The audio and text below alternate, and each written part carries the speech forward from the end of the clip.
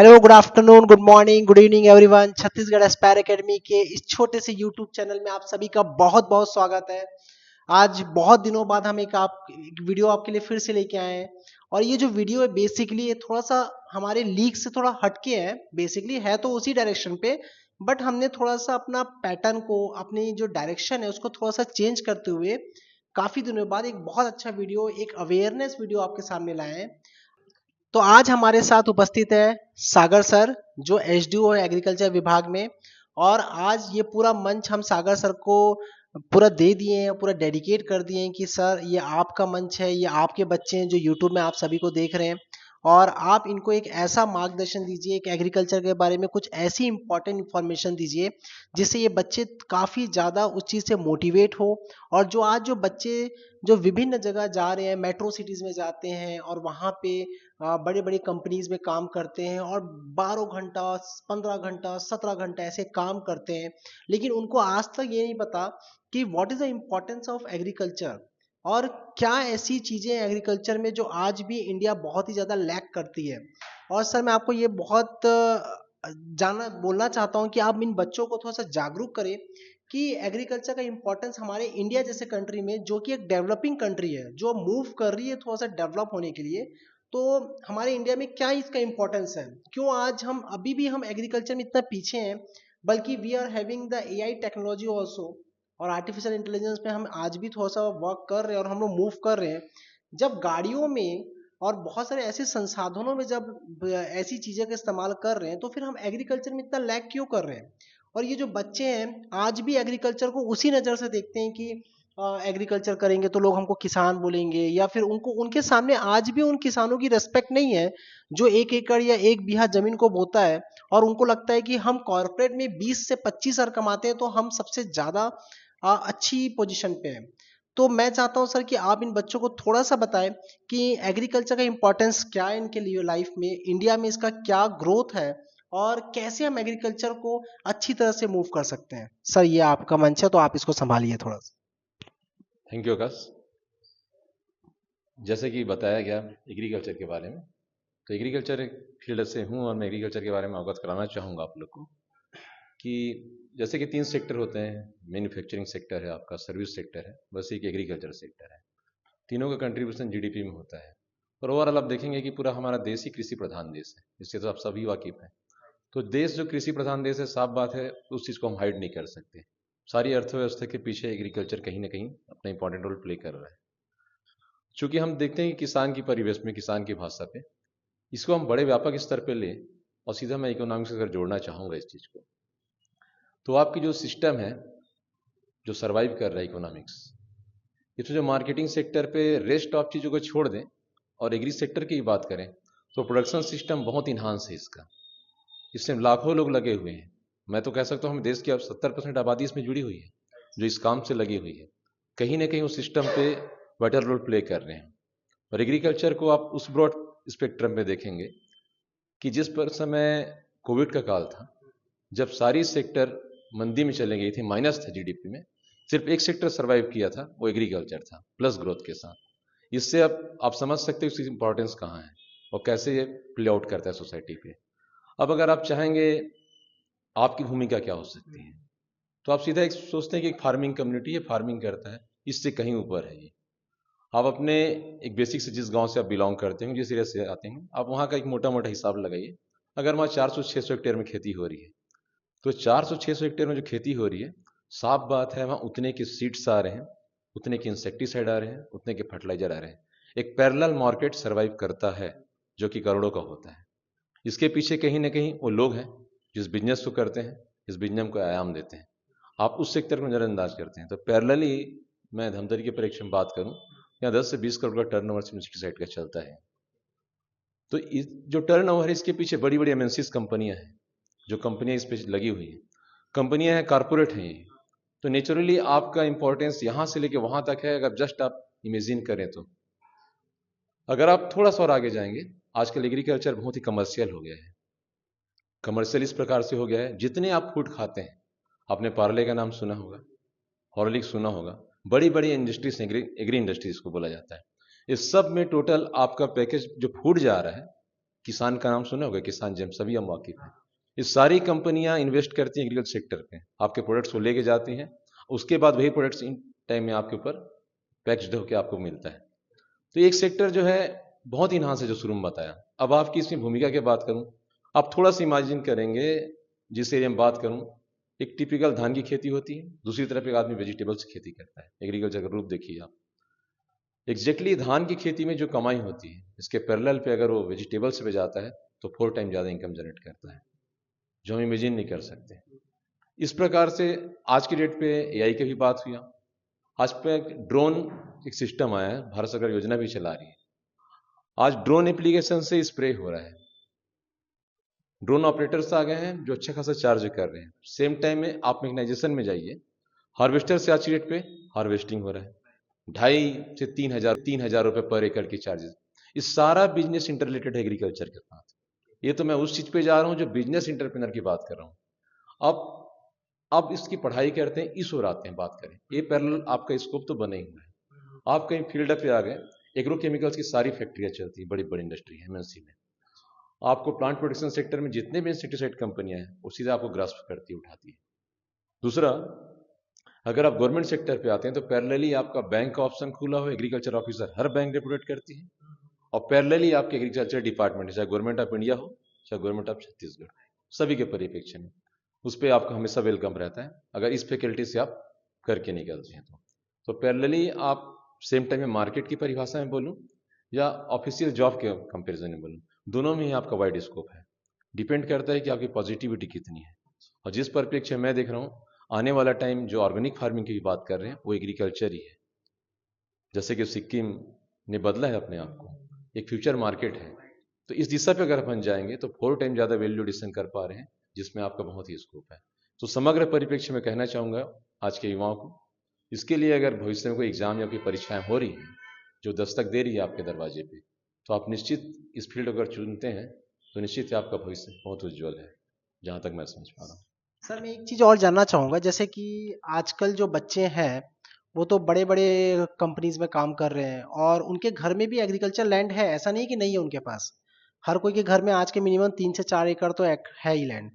तो वो बच्चे आज भी उसकी वैल्यू ना समझ के धक्के खा रहे हैं और बोलते हैं कि हम बेरोजगार हैं। जैसे आज बिहार, यूपी या छत्तीसगढ़ की बात करते हैं तो बच्चे बड़े बड़ा वो प्यून का भी नौकरी करने के लिए तैयार है, इसका नौकरी करने के लिए तैयार है, लेकिन उसके बावजूद उनके घर में 10 एकड़ जमीन होगा, बट स्टिल, और पढ़े लिखे बोलते हैं ना, बार बार बोलते हैं ऐसा कि पढ़े लिखे ग्रेजुएट नौकरी के लिए भटक रहे हैं। तो ये बच्चों को हम, सरकार क्या कर रही है, हम क्यों नहीं ये बच्चे वापस एग्रीकल्चर की तरफ मुड़ रहे हैं? कहीं ना कहीं तो सिस्टम से लैक है, या फिर कहीं ना कहीं अवेयरनेस की जरूरत है, या फिर हमारी सोसाइटी की ऐसी मेंटेलिटी है जिसके कारण कि ये बच्चे एग्रीकल्चर में वापस नहीं आना चाहते। और कई बार ऐसा होता है कि माँ बाप ही बोल देते हैं कि किसानों का कोई फायदा नहीं है और किसान आत्महत्या कर रहे हैं, कई बार हम न्यूज में भी देखते हैं। तो इतने सारे जो लूप होल है सर, ये आगे हम इंडिया को हमको कैसे बढ़ा पाएगा, इतने लूप होल को हम कैसे फिलअप करेंगे, इसके बारे में थोड़ा सा एक बार जानकारी देते हैं। अच्छा सवाल है आपका। चूंकि ज़्यादातर लोग ग्लैमर लाइफ की तरफ जाना चाहते हैं, चकाचौंध जो है, लेकिन आप ओवरऑल जब सोचोगे कि जो कॉर्पोरेट के लिए या तो आप बाहर मेट्रो पे काम कर रहे हैं और वहाँ की आपकी अर्निंग से तुलना करोगे यहाँ की अर्निंग के, तो आपके सामने ही वो इंडस्ट्री खड़ा हुआ है जो आपके घर में दिख रहा है। अगर आप खेती करते हो, खुद अडॉप्ट करते हो और मॉडर्न खेती करें आज डेट पे, और थोड़ा कमर्शियल और प्रैक्टिस हो जाए, ये सोच के करें कि ये मेरा इंटरप्राइज है, ना कि सिर्फ एक खेत है। आपने कैलकुलेशन किया है कि इतना बीज लगा, इतना खाद लगा, मेरा प्रोडक्शन इतना आना चाहिए, और सेम टाइम मार्केट लिंकेज एक बेहतर चुने, तो मैं निश्चित बता रहा हूँ आप चीज़ों को बदलते हुए पाएंगे। हम एक जनरल वे में बात नहीं कर रहे हैं। अगर आज का पढ़ा लिखा किसान, जिसको पढ़ा लिखा बोला जाता है, वो काफ़ी मेरे पास ऐसे उदाहरण हैं जिन्होंने 20 एकड़ शुरू की और 400-600 एकड़ की लीज में फार्मिंग कर रहे हैं और वेजिटेबल की खेती कर रहे हैं। वो यहाँ से लेके आपका 4 स्टेट को सप्लाई भी करते हैं, तो भी डिमांड पूरी नहीं कर पाते। आप इसका उदाहरण देख भी सकते हैं। उन्होंने इसे इंटरप्राइज बनाया है और आपको भी इंटरप्राइज बनाना पड़ेगा। और आप इंटरप्राइज के रूप में सोचेंगे, कैलकुलेशन की भाषा में बात करेंगे, इकोनॉमिक्स समझेंगे, आपको कहीं जाने की जरूरत नहीं। आपका खेत ही इतना सबल है, आप खुद नहीं, आप एम्प्लॉय भी रखेंगे, आप 10 लोगों को खुद रोजगार देंगे। बहुत ही सेल्फ इफिशिएंट चीज़ है। एक सकारात्मक सोच चाहिए इसके लिए बस। Thank you sir. मतलब ये हमारा ओवरऑल ये कंक्लूजन निकला या निष्कर्ष बोल सकते हैं कि सर का कहना ये है कि आप कोई भी एग्रीकल्चर लैंड को अगर आप देखते हो अपने घर में भी, तो उसको एज अ कमर्शियल ही आपको एंटरप्राइजेस समझ के आपको मूव करना पड़ेगा। ये सोच के मत करो कि आप एक ट्रेडिशनल खेती कर रहे हो, वापस से हल चला रहे हो या समथिंग लाइक, राइट सर। और आज अगर मैं आपको ग्राउंड लेवल की बात करता हूँ छत्तीसगढ़ में, जैसे आज हम धमतरी जिले में हैं, तो मैं बताना चाहूंगा कि मैं आप सभी के सामने ये बात रखना चाहूंगा बिल्कुल भी कि आज क्या क्या इश्यूज हमारे जो है एग्रीकल्चर के जो फार्मर है वो क्या क्या फेस कर रहे हैं, और एग्रीकल्चर के केस में ये फार्मर जो इशू जो फेस कर रहे हैं उसको कैसे खत्म किया जा रहा है, मतलब उस चीजों को कैसे भरा जा रहा है।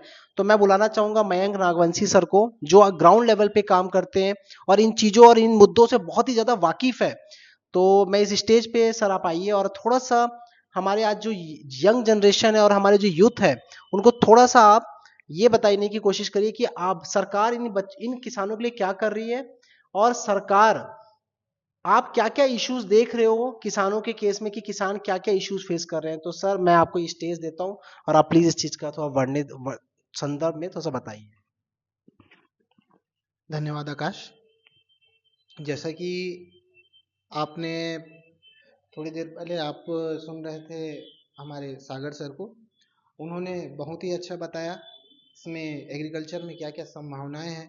परंतु ये दुर्भाग्य ही कहा जाए कि हमारे जो किसान हैं एक दूसरे को देखकर जो खेती चल रही है वैसा ही वो तकनीक अपनाते हैं, जबकि आज के डेट में बहुत ही उच्च तकनीक आ चुकी है और उपयोग भी किया जा रहा है, लेकिन जिस लेवल पे उसका उपयोग किया जाना चाहिए वो उससे एक्सट्रीम लेवल पे यूज कर रहे हैं, जिससे कि कहीं ना कहीं वो उनके लिए घातक होता जा रहा है। और इस इन चीजों को समझाने के लिए कहीं ना कहीं एक टेक्निकल गाइडेंस की आवश्यकता पड़ती है। और किसान हमेशा ऐसी ही फसलों का चयन करता है जिसके लिए जिसका उसका परफेक्ट मार्केट है, जहां वो उसे बेच सके। किसान वैसी फसलों को ही ज़्यादा प्रेफर करता है। और मैं ज़मीनी स्तर पर मुझे 10 साल हो गया काम करते। किसानों में सामान्यतः जो मैं मेन समस्या देखा हूँ, कृषि की लागत और आमदनी में कमी। कहना पर मैं यहीं पर कहना चाहूँगा कि किसान जो मैं अपना जो वक्तव्य मैं प्रारंभ किया था कि एक दूसरे को देखकर खेती, जैसे सामने वाला किसान 2 बोरा यूरिया डाला है तो मैं 3 बोरा डालूंगा, ये तो कहीं ना कहीं उसकी लागत बढ़ गई। किसान आज 10 रुपए लगा के 12 रुपया कमा रहा है। मैं जैसे ही साहब ने अपने वक्तव्य बीच में कहा था कि जैविक खेती की ओर बढ़ना चाहिए, तो आप 5 रुपए लगा के 10 रुपए कमाइए। कहने का मतलब ये है कि आमदनी उसमें भी आएगा, लेकिन कहीं ना कहीं आपका लागत कम हुआ और आप अपने आने वाले भविष्य के लिए एक उपजाऊ जमीन देकर जाएंगे। आज हम धमतरी जिला की बात करें तो शायद ही कोई एक खेत होगा जिसमें बिना खाद और दवाई के वो उत्पादन दे सके। तो कहने का मतलब ये है, तकनीक तो है, लेकिन सही मात्रा में सही चीजों को कब कैसे उपयोग करना है, तकनीकी ज्ञान की आवश्यकता है, जिसके लिए हमारे विभाग से सतत प्रशिक्षण का कार्यक्रम भी चलाया जाता है किसानों के बीच में। परंतु किसानों में जो वही मानसिकता होती है जो मैं बताया कि एक किसान को देखकर दूसरे किसान में जो करने की भावना है, उस उनकी मानसिकता को बदलने की आवश्यकता है। और कहीं ना कहीं किसान भाई नए फसल की ओर तभी जाते हैं जब उन्हें परफेक्ट मार्केट अवेलेबल कराया जाए। तो आज की वर्तमान की स्थिति की बात करूं तो जैसे हमारे धमतरी जिले में चल रहा है फसल चक्र परिवर्तन, आज उनको परफेक्ट मार्केट अवेलेबल करवाया गया है, इसलिए आज यहाँ लगभग लगभग 90% फसल चक्र परिवर्तन हो चुका है और किसान भाइयों में दलहन तिलहन के प्रति रुझान बढ़ चुका है। तो इतना ही कहकर मैं अपना वक्तव्य विराम करता हूँ। Sir thank you so much Mayank sir. और मैं सर आपको ये बस एक लास्ट बोलना चाहूँगा कि आप प्लीज़ उन बच्चों को बताएं कि जो आने वाले एग्ज़ाम है, जो एग्रीकल्चर डिपार्टमेंट का एग्ज़ाम होने वाला है RHEO का, तो आप बता दें कि उनको कैसे आगे जो संभावनाएं जो एग्जाम है उनके लिए आपको कैसे पढ़ना है, कितना घंटा पढ़ना चाहिए और उसके लिए कैसे मूव करना चाहिए? भविष्य में जो आगामी परीक्षाएं होती हैं कृषि विभाग के द्वारा आरओ के पद के लिए, तो इसके लिए आपके जो बेसिक है, आप तो एग्रीकल्चर तो पढ़ेंगे ही, साथ में आप रीजनिंग एप्टीट्यूड भी पढ़ते हैं और जीके भी पढ़ते हैं। लेकिन प्रॉपर एग्रीकल्चर और रीजनिंग के लिए आप कम से कम 3 से 4 घंटे तो पढ़ाई करते हैं। पर कहीं अगर अच्छे संस्था में अगर आपको विशेषज्ञों के बीच अगर सुझाव और सलाह मिले तो शायद और बेहतर कर पाएंगे, क्योंकि कंपटीशन काफ़ी है। तो सही जगह, सही लोगों के बीच आप पढ़ाई करें, अच्छी किताबों को, अच्छे कोचिंग सेंटर को अगर आप पढ़ते हैं तो उनको फॉलो करें, तो इस निश्चित ही आपको सफलता मिलेगी। Thank you so much sir.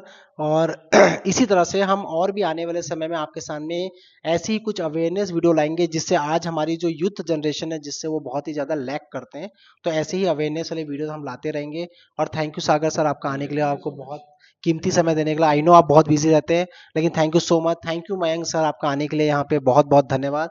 और आप लोग भी हमारे यूट्यूब चैनल को प्लीज़ सब्सक्राइब करें, लाइक करें और ज़्यादा से ज़्यादा शेयर करें, ताकि धमतरी की एक छोटे से जगह से एक यूट्यूब चैनल उभर के निकले, ताकि आपको दुनिया भर के यूट्यूब चैनल को देखने को मौका नहीं मिला, सिर्फ हमारा ही काफ़ी रहेगा आपके लिए। ठीक है, thank you so much, all the best and take care, good night.